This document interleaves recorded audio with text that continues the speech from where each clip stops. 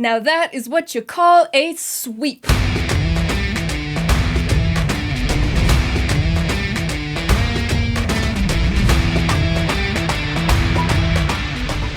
Welcome to From Center Ice. My name is Courtney, and I am here to recap game number 2 between the Rockford IceHogs and the Iowa Wild. The Iowa Wild and Rockford IceHogs finished 4th and 5th in the Central Division respectively, and for those of you who are unaware of how the AHL playoffs work, those two teams have to face off against each other in sort of a play-in round. It is a best-of-3 series, so it doesn't last very long, even if it goes all 3 games. But if you lose game 1, you are already on the brink of elimination, and if you win game 1, you are already on the brink of moving on to the next round. Thankfully for my sanity, the Rockford IceHogs won game number 1 Wednesday night in Rockford. Game number 2 was Friday night in Iowa, which may sound kind of funny to you if you are only used to the NHL, because technically Iowa had home ice advantage. But yes, they did start in Rockford, but game number 2 was in Iowa, and should there have been a game number 3, that also would have been in Iowa. So 2-1, that's technically home ice advantage. Yes, it is very strange, but I don't make the rules, I just watch the games. Anyhow, like I said, the IceHogs won game number 1. If you want the recap on that game, go watch my video for it. It's up on this channel somewhere under the IceHogs playlist. So now I am here to talk about game number 2, and the Iowa Wild got a pretty big reinforcement heading into this game. The Minnesota Wild, who are in the NHL playoffs,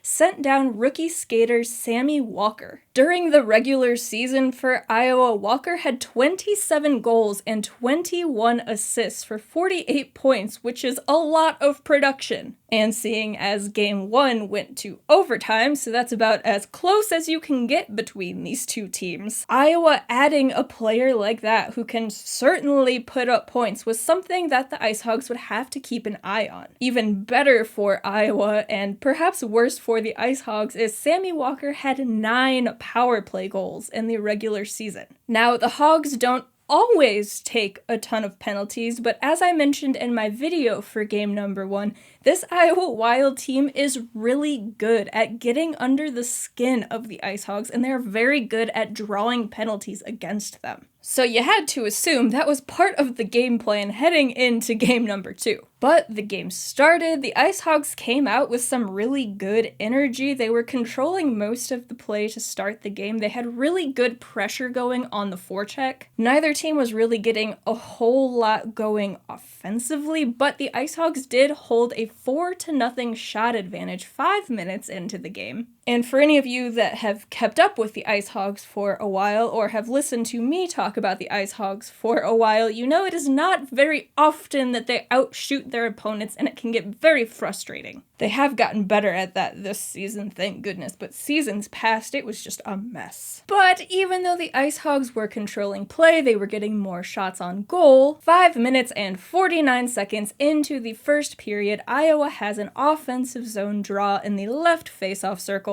They win the puck. Patrick Curry controls it, gets it back to Damon Hunt at the left point. Hunt takes the shot. He tries to beat Arvid Söderblom low to the glove. Arvid makes the stop, but he can't control the rebound. He stretches out to his left as he sees that puck fall next to him, but Damien Giroux, who was all up in his grill on the initial shot, was able to get his stick on that puck and roof the backhander as he is falling. 1-0, Iowa. Now, Iowa scored the first goal in game number 1 as well, so this wasn't necessarily a horrible omen. Maybe it was a good omen if you believe in things such as that. They score first in game 1, they lose game 1. They score first in game number 2, maybe they lose game number 2. But the good thing about them scoring first in game 1 was the IceHogs came back the very next shift and Gust got them on the board to tie the game. That did not happen in game number 2 on Friday night, but Andy Welinski did get a pretty good shot from the point on Jesper Wallstedt in the next shift. So they didn't just roll over and die, which is good. They have been known to do that after giving up a goal every now and then.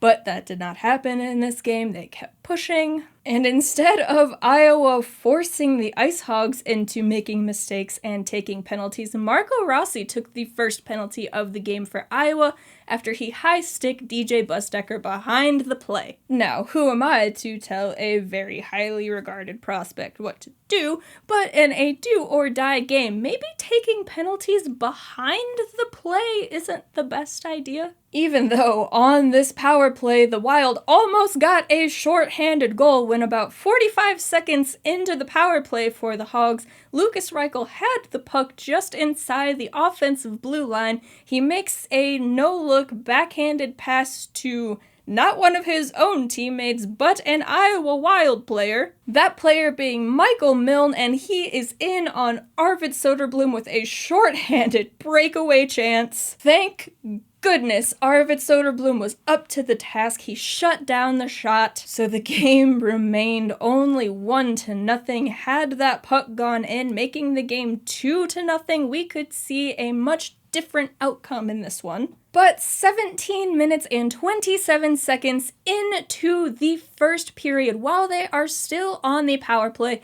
and after controlling the puck on the defensive zone face-off after Arvid Söderblom makes that stop, Michal Teplý is able to take the puck, enter the offensive zone so the IceHogs can get set up on the power play. They have a lot of perimeter passing going on. There were a lot of touches by Teplý and Isaak Phillips and Alec Regula. Regula did get a pretty good shot on Jesper Wallstedt on this power play. And thankfully, even though Wallstedt didn't soak it up and the rebound came out, the IceHogs were then able to touch the puck and control it instead of it going out of the zone, which is what usually happens while the IceHogs are on a power play. So Regula gets the puck back after his shot. He passes it from the right point to the left point over to Isaak Phillips. Phillips and Michal Teplý switch spots, with Michal Teplý going up from the half wall up to the point. Isaak passes the puck back to him. Teplý skates into the middle of the ice, sending it back over to Isaak, who then comes back up to the left point. He holds on to the puck for a second, looking at his options, and then he sends a wrister from the top of the left circle toward the net, and in we have a tie game. Isaak Phillips, the one and only, puts the puck in the net, tying this game up at 1. And I must say that was some very good puck control from the Piggies on the power play, something we do not often see. And that was how period 1 ended, with both of these teams tied at 1. Iowa held a 13-10 shot advantage. On to the second period. And while there was only one penalty in that first period, the second period got a bit more chippy. 4 minutes and 12 seconds into the second period, Isaak Phillips and Nick Swaney are both sent to the box for roughing, so the teams play 4-on-4. Nobody scores there. 10 minutes and 5 seconds into the second period, Patrick Curry of the Iowa Wild is sent off for tripping. Nobody scores there. 15 minutes and 7 seconds into the second period, Patrick Curry is sent off for tripping once again, but 15 minutes and 22 seconds into the second period, while on the power play, Rocco Grimaldi of the IceHogs is sent off for tripping. So the teams play 4-on-4 once again. But this time, 16 minutes and 10 seconds into the second period, while the teams are playing 4-on-4, Jakub Galvas gets the puck in the defensive zone. He taps it over to David Gust, who then decides he's just going to do it all himself. He skates the puck out of the defensive zone through the neutral zone, going down the left wing, entering the offensive zone. He pulls the puck from his forehand to his backhand to protect it, going around the defender and toward the net. Once he gets next to Jesper Wallstedt's net, he goes from his backhand back to his forehand, pulling it around the goaltender and tucks it in far side. The IceHogs are leading 2-1, and what a beautiful end-to-end goal that was. David Gust, after tying up the game in game number 1, puts his team ahead in game number 2, showing off that crucial playoff experience he gained last year with the Chicago Wolves. Gust had a fantastic regular season with the IceHogs this year, and he is continuing that play in the postseason, that goal being just the tip of the iceberg here. What an acquisition by the IceHogs and Blackhawks organization in the offseason. But like I said, the second period was getting a lot chippier, and right after the goal, Brett Seney and Joe Hicketts are getting in a little bit of an argument. So both of them are sent to the box for roughing, and 18 minutes and 49 seconds into the second period, Philip Roos is also sent to the box. That one was for holding, but David Gust was the only player to score in the second period. So the teams went into the second intermission with the IceHogs having the 2-1 lead and gaining the shot on goal advantage. Now it was 22-20 in favor of the Piggies. On to the third period. And 20 seconds into the third period, with Philip Roos in the box for holding, Joe Hicketts fired the puck into the offensive zone. The IceHogs were able to get a hold of it. Luke Philp tried to pass the puck out to DJ Buzdecker for him to clear the puck, but as happens in hockey, they get a bad bounce. It just bounces off the heel of Buzdecker's stick and right to maybe the worst player on the ice to have it. That puck bounces right to Marco Rossi in the right circle. He just leans into that shot, firing it past Arvid Söderblom on the power play. 2-2. So maybe the worst way to get scored on while you're killing a penalty. Not only is it 20 seconds into the period, but you had the puck. It came off of a failed clearing attempt. It was just a bad bounce, so I'm not going to sit here and blame anybody for it, but that just sucks. Especially because all the Hogs needed to do was win that third period, then they win the game and they are off to the next round. But 20 seconds in, it's tied, and then 5 minutes and 53 seconds into the third period, Iowa sends a long stretch breakout pass into the neutral zone. Alec Regula tries to grab it, but he gets tangled up with none other than Sammy Walker, the rookie who got sent down before this game. And Isaak Phillips was also caught on the same side of the ice as them. Marco Rossi is able to pick up the puck. Isaak is almost able to recover, but Rossi is just too fast. He drives to the net, and Arvid has Rossi's chance shut down, but the puck just kind of dies in front of Arvid. So while he is trying to slide to his left with Rossi, and then noticing the puck dying and trying to stick out his right leg to keep it from going in, Adam Beckman follows up the chance and is able to just put it past Arvid Söderblom, and the Wild have the 3-2 lead. Up to this point, the IceHogs really weren't playing poorly, but neither were Iowa. So it really could have gone either way, but once they took that second lead, making it 3-2, I just had this feeling of, oh no, we are really going to a third game do or die, aren't we? Because this team just can't make anything easy. But 9 minutes and 34 seconds into the third period, after Rocco Grimaldi and Lukas Reichel had been shut down on a few chances, a couple of those being stopped by Wallstedt, a couple of those coming off of really good blocks by the Iowa defenders, Michal Teplý passes the puck to Philip Roos, who enters the offensive zone at the left point. He's got a bunch of time to hold onto the puck and wait for his teammates to crash toward the net. Once Roos sees he's got help, he sends the puck toward the net. That shot gets saved by Jesper Wallstedt, but he does not soak it up. The rebound comes off of him. DJ Buzdecker, who is in front of him,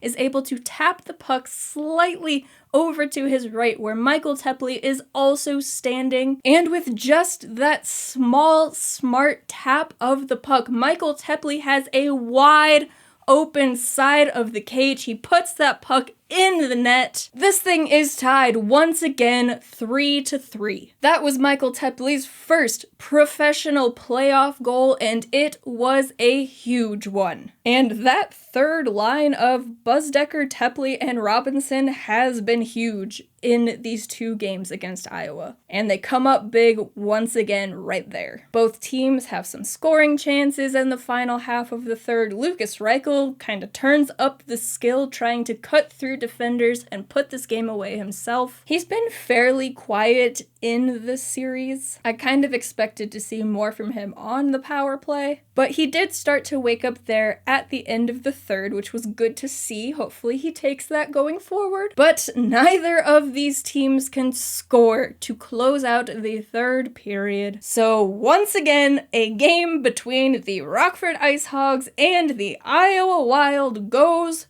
to overtime. Heading into overtime, Rockford had a 36-28 shot advantage, if that tells you anything about how they tried to close this game out in the third. But Jesper Wallstedt is a very good goaltender, and the Iowa Wild are a good team. On to overtime. And less than 30 seconds into the overtime period, Iowa gets the puck behind Arvid Söderblom's net. They get a quick pass out to Stephen Fogarty in front of the net, and Arvid has to make a point-blank stop right at the beginning of overtime to keep this game going and keep their hopes alive of closing out this series, but he does it. And then 2 minutes and 5 seconds into the overtime period, Lukas Reichel has the puck on his stick. He skates into the offensive zone with it, dishes it off to Rocco Grimaldi coming down the left wing. Grimaldi takes the puck around the net and tries to get a pass off to Lukas Reichel in the slot, but the puck goes through him. Thankfully, Alex Vlasic, who had just come onto the ice, is able to pick up the puck on the left wall. He skates down the wall a little bit with it, and from pretty much the same spot where Patrick Kane shot the puck on Michael Layton, you know, the shot that won them the Stanley Cup in 2010. Yeah, Alex Vlasic from about that same spot puts the puck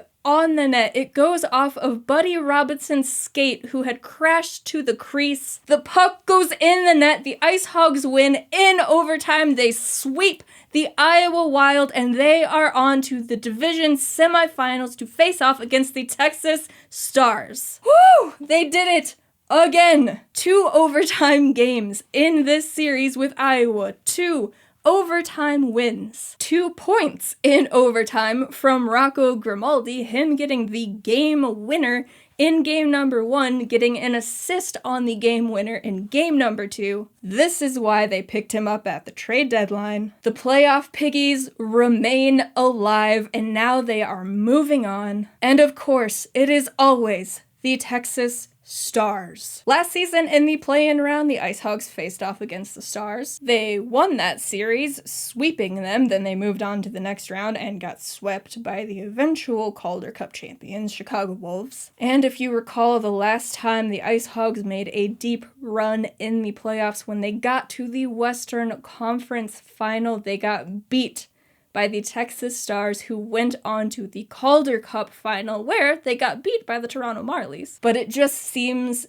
inevitable. The Hogs and the Stars meet up in the playoffs once again. And this season, the Stars were very good. They finished first in the Central. They had a record of 40, 29, and 3 for a total of 92 points. Their point leader was Riley Barber with 32 goals and 32 assists for 64 points. And much like Rocco Grimaldi before he came over to our side, Riley Barber is one of those players who really likes scoring on the IceHogs, especially on the power play. So maybe, just maybe, the Hogs should not take penalties against Texas. Texas's likely starting goaltender is Matthew Murray, not the Matt Murray that the Toronto Maple Leafs currently have, but, you know, the other one. This season, in 34 games, he had a record of 18, 10, and 5, a 2.37 goals against average, and a .911 save percentage. So that's what the Hogs are up against, but let's take a look at how they did in this 2-game play-in round. First, we'll take a look at special teams, which are kind of depressing all around. The IceHogs killed 50% of their penalties, which kind of sounds bad until you remember it was only 2 games. They only took 4. So they allowed 2 power play goals in 2 games. Really isn't that bad, but you know, having a 50% on the penalty kill just doesn't sound good. But it's fine, everything's fine. But on the power play, they only converted on 16.7% of their chances, to which I will say they are nothing if not consistent, because in the regular season, they converted on 16.3% of their chances. Which, in the regular season, the Texas Stars were 3rd in the Central Division on the penalty kill. They killed 83.7% of their penalties, but I would say against the Hogs, that doesn't really matter because we don't expect to score on the power play, so them having a good penalty kill doesn't really matter. There's the silver lining. So in these 2 games, of course, Arvid Söderblom had a record of 2-0. He allowed 5 goals against, 2 goals in game number 1, 3 goals in game number 2. He finished the series with a 2.38 goals against average and a .917 save percentage. That is pretty good. For our skaters, David Gust led the way with 2 goals and 1 assist. Then we have Rocco Grimaldi with 1 goal and 1 assist. Isaak Phillips with 1 goal and 1 assist, Brett Seney with 1 goal and 1 assist, and Michal Teplý with 1 goal and 1 assist, again getting his first professional playoff goal. Tying this second game in the 3rd period, that is a crucial goal to get as your first. Alex Vlasic had 2 assists in this series. Buddy Robinson had 1 goal in this series, and if you are going to get 1 point in a playoff series or a play-in round, having it be the overtime winner that sends your team to the next round is a pretty important one to get. And then we have Philip Roos, DJ Busdecker, Alec Regula, Luke Phelps, and Jakob Galvis with 1 assist each. Lukas Reichel did not make it onto the score sheet, but he did have 5 shots on goal in this series. We will see in the next round against Texas if he can get on the score sheet, hopefully. That is a best of 5 series, so there will be a few more games there. But all that matters at the end of the day is the IceHogs swept the Wild. They are on to the division semifinals against the number 1 Texas Stars, and that series starts next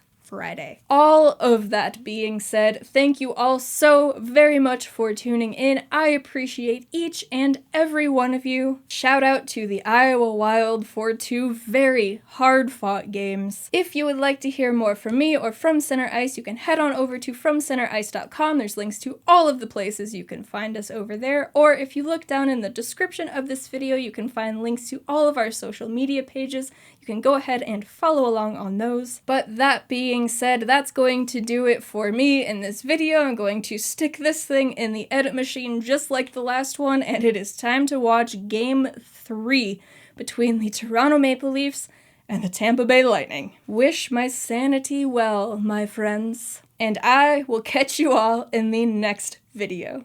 Bye, guys.